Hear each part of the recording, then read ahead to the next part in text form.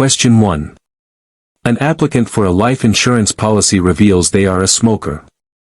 The insurer issues the policy at a higher premium rate. This increased premium is primarily due to the presence of A. Moral hazard. B. Physical hazard. C. Morale hazard. D. Legal hazard. Answer: B. Physical hazard. A physical hazard is a physical condition that increases the probability of loss, such as a medical condition, a dangerous occupation, or a habit like smoking. Smoking is a known physical condition that significantly increases the risk of various health issues, thus prompting insurers to charge a higher premium to account for the increased likelihood of a claim. Understanding the different types of hazards helps explain how insurers assess risk and determine premiums. Always remember that physical hazards are observable and tangible conditions. Question 2. Which type of health insurance plan typically requires a subscriber to choose a primary care physician, PCP, and obtain referrals to see specialists? A. Preferred Provider Organization, PPO. B. Health Maintenance Organization, HMO. C. Indemnity Plan. D. Point of Service, POS, Plan.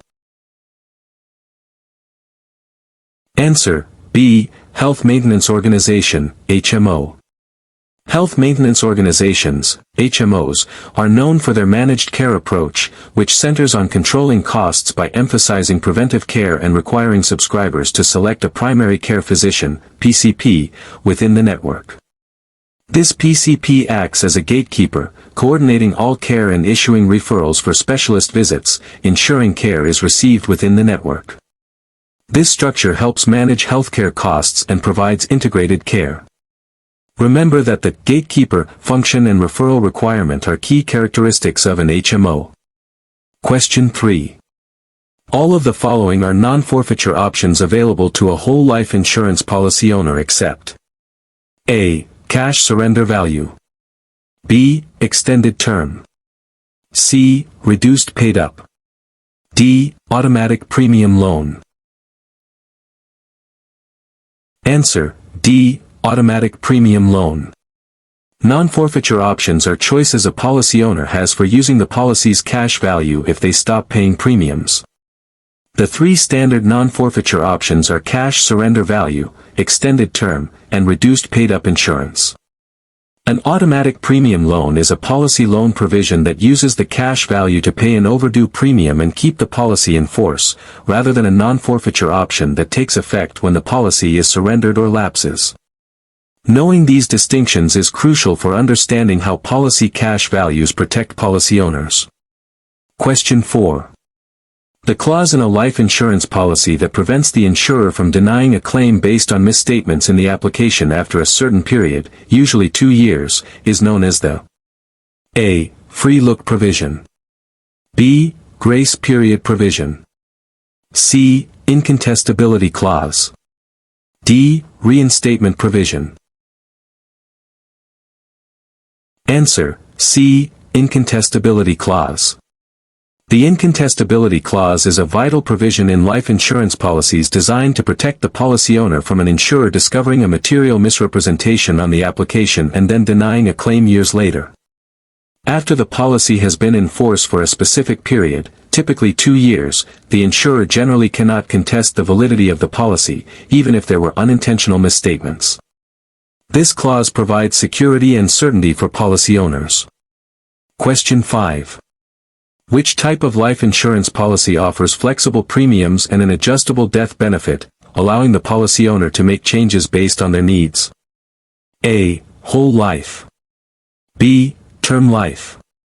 C. Universal life. D. Variable life. Answer: C. Universal life. Universal life insurance is characterized by its flexibility, allowing policy owners to adjust both the premium payments and the death benefit amount. Unlike traditional whole life, where premiums are fixed, universal life allows premiums to vary, and its cash value accumulates based on current interest rates, offering more control over the policy. This adaptability makes universal life suitable for individuals whose financial needs may change over time. Question 6. A hospital indemnity plan pays A. The actual cost of hospital services. B. A fixed daily, weekly, or monthly amount while the insured is hospitalized.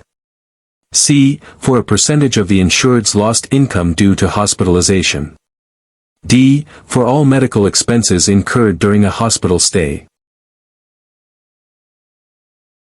Answer: B. A fixed daily, weekly, or monthly amount while the insured is hospitalized.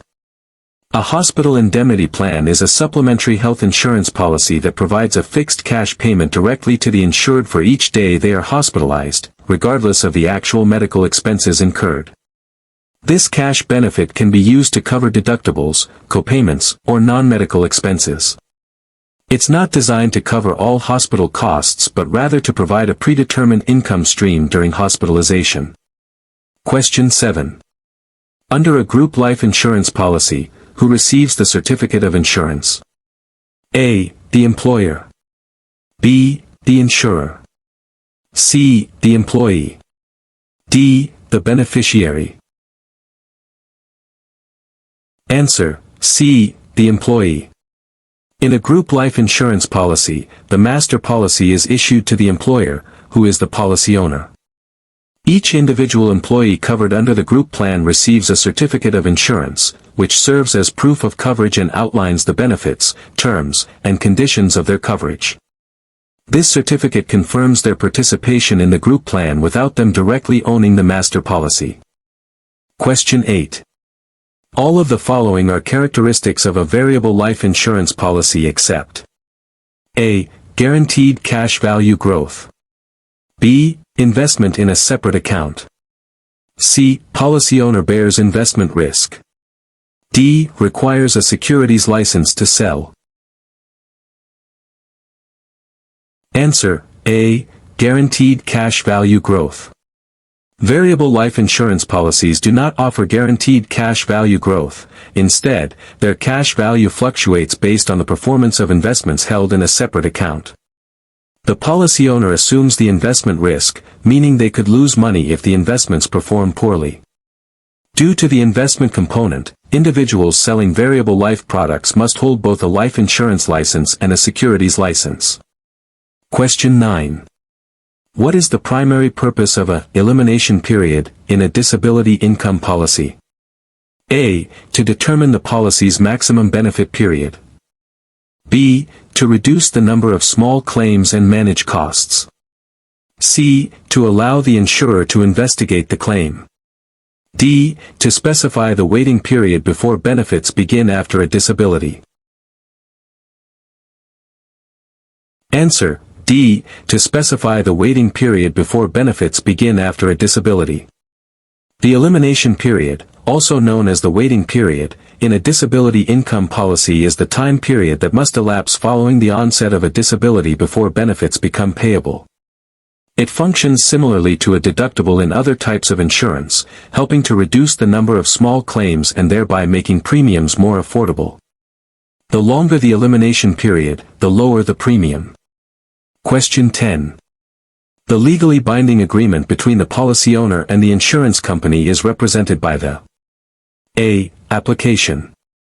B. Policy jacket. C. Insurance contract. D. Rider. Answer: C. Insurance contract. The insurance contract is the legally binding agreement between the policy owner, applicant, and the insurer, outlining the terms, conditions, and benefits of the coverage. While the application becomes part of the contract and riders modify it, the core legal relationship and agreement are encompassed within the contract itself. Understanding that the policy is a legal contract underscores the importance of all its provisions. Question 11. Which federal law allows individuals to continue their group health insurance coverage if they lose their job or experience other qualifying events? A. HIPAA. B. COBRA. C. ERISA. D. Affordable Care Act, ACA. Answer: B. COBRA. The Consolidated Omnibus Budget Reconciliation Act, COBRA, is a federal law that requires employers with 20 or more employees to offer continuation of group health benefits to employees and their dependents who would otherwise lose coverage due to certain qualifying events, such as job loss, reduction in hours, divorce, or death of the employee. COBRA allows individuals to temporarily maintain their existing coverage at their own expense. Question 12. All of the following are common types of life insurance riders except A. Waiver of premium. B. Accidental death benefit. C. Guaranteed insurability. D. Coinsurance clause. Answer: D. Coinsurance clause. A coinsurance clause is a standard provision found in health insurance policies, requiring the insured to pay a percentage of covered medical expenses after the deductible has been met. It is not a rider added to a life insurance policy. Waiver of premium, accidental death benefit, and guaranteed insurability are all common riders that can be added to life insurance policies to provide additional benefits or flexibility. Question 13. What is the primary purpose of the entire contract provision in a life insurance policy? A. To prevent policy changes without the insurer's consent. B. To ensure all policy terms are contained within the policy and the application. C. To allow the policy owner a free look period to review the policy. D. To define the incontestability period of the policy. Answer: B. To ensure all policy terms are contained within the policy and the application.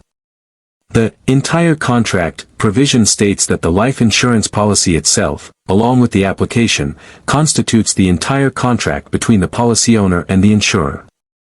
This means that nothing outside of these documents can be considered part of the agreement, preventing either party from making claims based on unwritten promises. It ensures that the policy owner has a complete and clear understanding of the agreement. Question 14. An insured has a health insurance policy with a $500 deductible and an 80/20ths coinsurance clause. If the total medical bill is $2,500, how much will the insured pay out of pocket, assuming the deductible has not been met previously? A. $500. B. $900. C. $2,000. D. $2,500. Answer: B. $900. First, the insured must pay the $500 deductible. This leaves $2,500 to $500 equals $2,000 in remaining covered expenses. The 80/20ths coinsurance means the insurer pays 80% and the insured pays 20% of the remaining amount. So, the insured's 20% share is 0.20 * $2,000 equals $400. Therefore, the total out-of-pocket cost for the insured is the $500 deductible plus the $400 coinsurance, totaling $900. Question 15. The free look period in a life insurance policy allows the policy owner to A. Pay premiums without interest for a specified time. B. Review the policy and return it for a full refund within a specified number of days. C. Access the cash value of the policy without penalty. D. Change the beneficiary without notifying the insurer. Answer: B. Review the policy and return it for a full refund within a specified number of days. The free look, or right to examine, provision gives the policy owner a specified number of days, typically 10 to 30 days from the date of policy delivery, to review the policy. During this period, the policy owner can return the policy for a full refund of all premiums paid if they are not satisfied for any reason. This provision ensures consumer protection and allows time for careful consideration. Question 16. Which of the following is not a characteristic of a participating, par, life insurance policy? A. Policyholders may receive dividends. B. Dividends are guaranteed. C. Premiums are typically higher than non-participating policies. D. The policy is issued by a mutual insurer. Answer: B.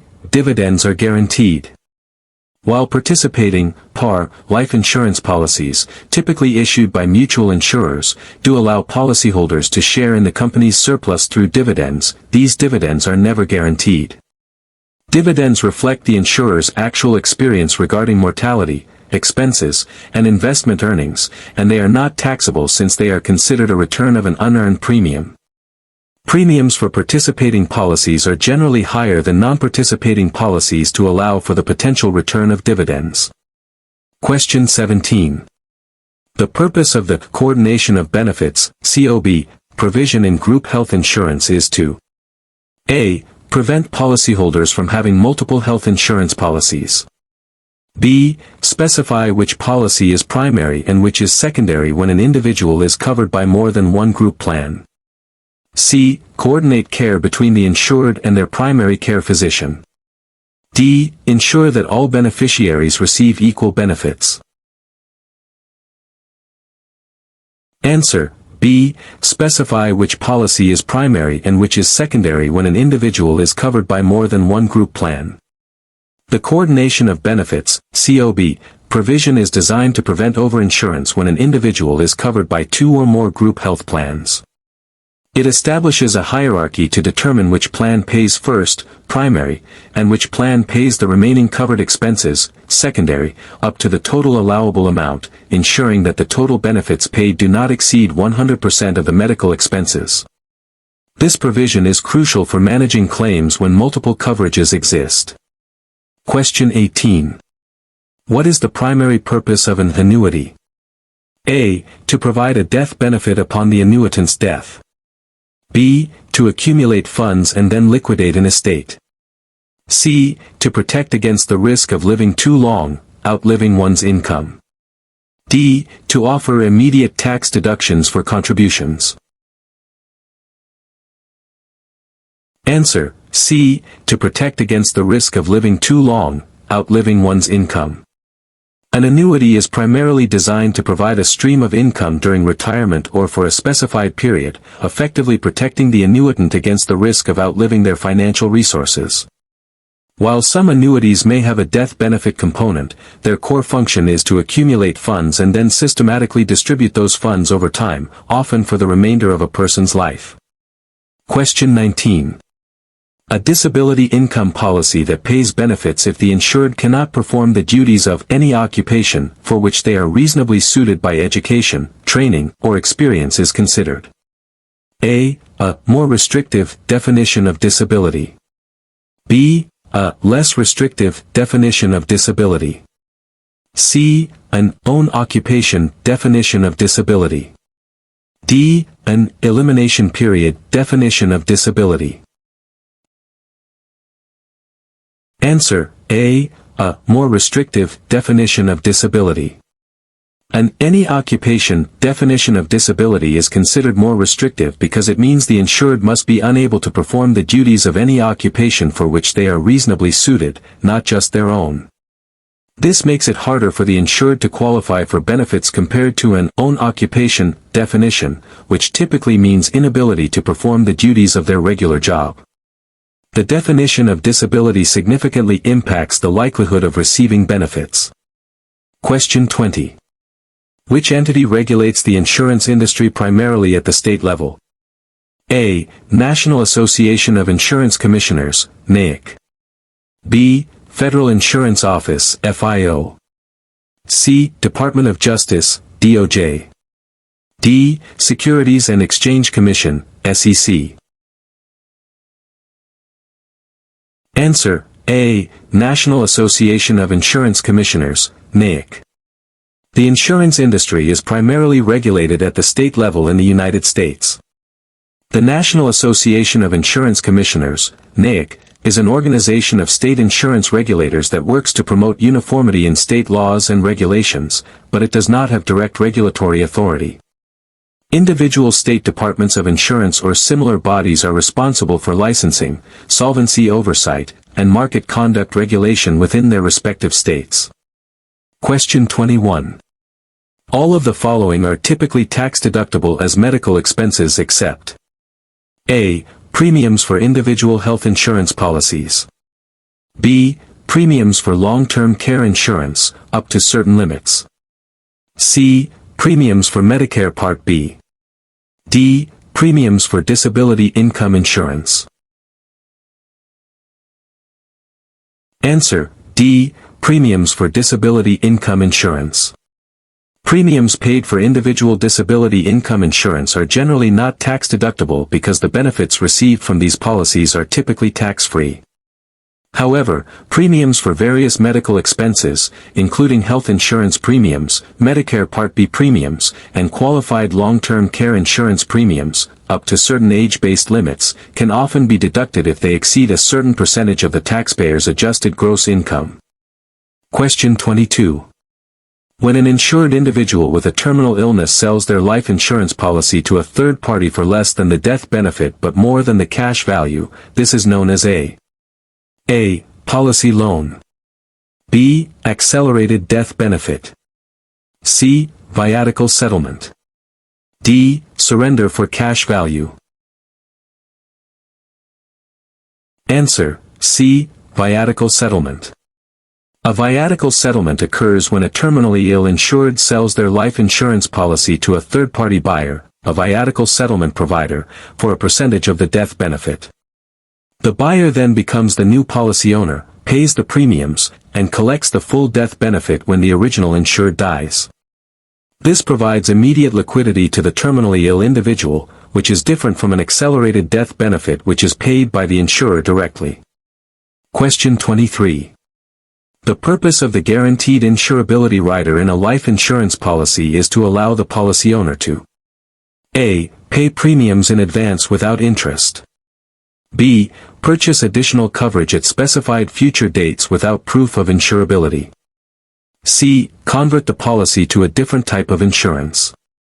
D. Waive premiums if they become disabled. Answer: B. Purchase additional coverage at specified future dates without proof of insurability. The guaranteed insurability rider is a valuable option that allows a life insurance policy owner to purchase additional amounts of insurance at specified future dates or events, like marriage or birth of a child, without having to undergo a new medical exam or prove their insurability. This rider is particularly useful for younger individuals who anticipate needing more coverage later in life but might experience health changes that would make future coverage more expensive or unobtainable. Question 24. What is the main difference between a health savings account, HSA, and a health reimbursement arrangement, HRA? A. HSAs are employer-funded, while HRAs are employee-funded. B. HSAs require a high-deductible health plan, HDHP, while HRAs do not. C. HSAs are owned by the individual and portable, while HRAs are employer-owned and not portable. D. HSAs have a use it or lose it rule, while HRAs allow funds to roll over. Answer: C. HSAs are owned by the individual and portable, while HRAs are employer-owned and not portable. Health savings accounts, HSAs, are individually owned accounts that are always paired with a high-deductible health plan, HDHP. Contributions are tax-deductible, funds grow tax-deferred, and withdrawals for qualified medical expenses are tax-free.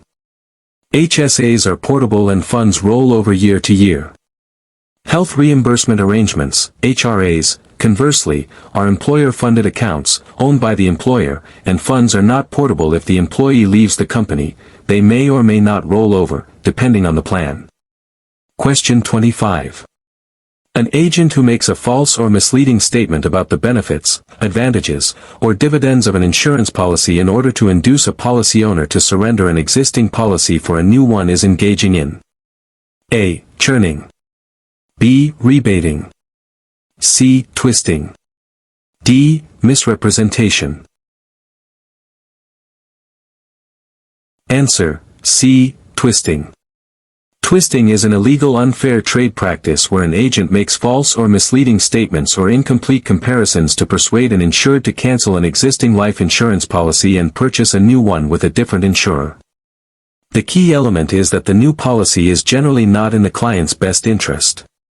This practice is prohibited to protect consumers from detrimental policy replacements.